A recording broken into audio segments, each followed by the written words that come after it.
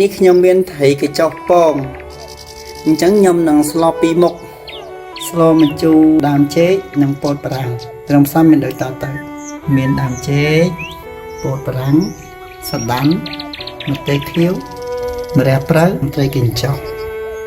និងត្រីកញ្ចុះខគ្រឿងមានត្រីកញ្ចុះនិងគ្រឿងសម្រាប់របស់យើងត្រូវបង់ប្រហុកបងប្អូនខ្ញុំមានប្រហុកត្រីសាច់យើងដាក់ម្ជូរសណ្ដាន់យើងបង់ប្រេងចូលណាំចេកបងពោតប្រាំងដាក់ប៊ីចេងអំបិលសម្លម្ជូរខ្ញុំអត់ប្រើស្ករទេបងប្អូនខ្ញុំបន្ថែមទឹកត្រីបន្តិចក្រោយយើងបង់ជាមួយនឹងម្រះព្រៅត្រីកញ្ចុះខគ្រឿងត្រីកញ្ចុះយើងម្ទេសឆ្អាបទឹកត្រីប៊ីចេងស្ករត្នោត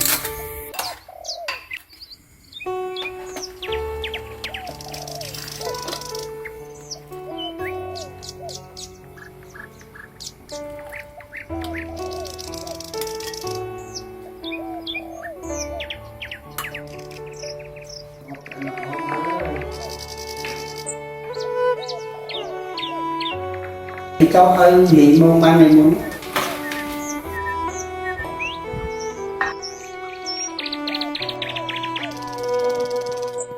ចេញសាថ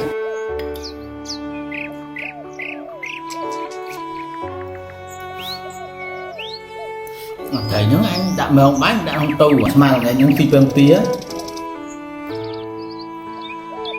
ខ្ញុំឃើញឲ្យទៅស្រែយូរហើយខ្ញុំតែអត់ចូលទេទូរស័ព្ទឲ្យអស់ថ្មខ្ញុំមើលក្នុងទូឃើញតែកញ្ចក់ហើយខ្ញុំទៅដាំតែយើងក្រោយផ្ទះហ្នឹងបន្លាយយើងក្បាច់ទៅខ្ញុំយកមកស្ងោរតែកញ្ចក់ឲ្យដាក់មកសុទ្ធតែពងឲ្យអត់តែចុះហ្នឹងចឹងទៅពឹងចឹងជាដល់បងប្អូនអើយ